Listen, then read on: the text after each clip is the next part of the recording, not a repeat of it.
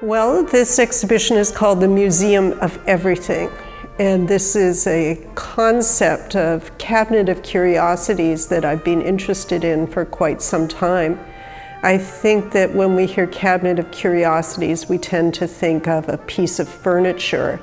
But in fact, it's a concept that came into being during the Renaissance and encompassed a whole room. It was an environment. Nowadays, we'd probably call it more like a study or a library, but it was definitely experiential.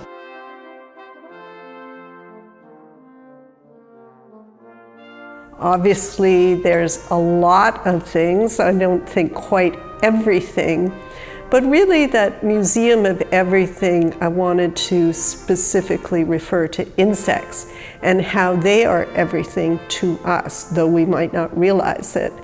I read a statistic that without insects, human beings would have 6 weeks on this planet.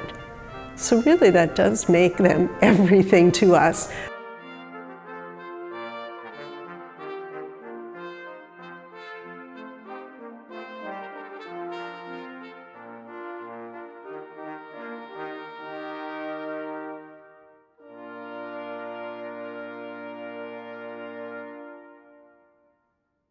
Most commonly people ask, are the insects real? The answer is yes.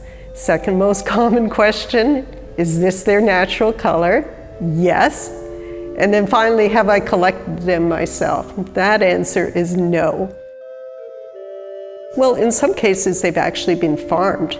So with the weevils on the wall behind me that make up the skull, those have actually been farmed, as have the fancy ones that look like actual leaves. Those have been farmed. They're that prized by collectors. I have a grasshopper from Madagascar that is part of a development project that was farmed. And then the other ones are collected by indigenous peoples who live in the area, so specifically with the cicadas.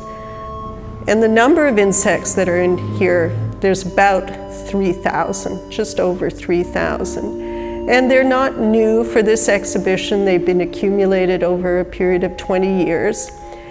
And they've taken a bit of battering, so the best specimens are really at eye level and the not so great high up or low down. If something gets broken, I always repair it, and back it goes up onto the wall.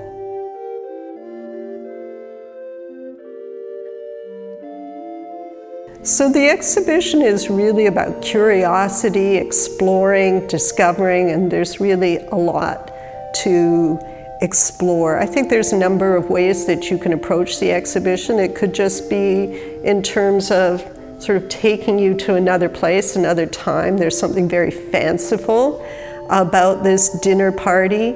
But really there's a few different takes that really came from research I was doing on Victorian-era museums and visiting museums in Europe, particularly natural history museums that hadn't changed a whole lot since they'd opened their doors in 1890. And in 2020, when you walk in, you're just overwhelmed by the number of skeletons and taxidermy. And of course, at the time, I don't think people had a notion that these large mammals might disappear, but nowadays we certainly know that's happening, and there's kind of an arrogance and a consumption of nature. And I was thinking about that consumption and a song that I learned when I was a kid about the old lady who swallowed a fly. You may recall she mistakenly or inadvertently swallows a fly, and to get rid of the fly, she swallows a bird, a cat, a dog, a goat, a horse, and a cow, and ends up dying, all because of this fly. And they're consumed. So I thought, instead of consuming nature and animals, what if we invited them to a dinner party? And in fact, there are flies in a dish. We do start off with the flies.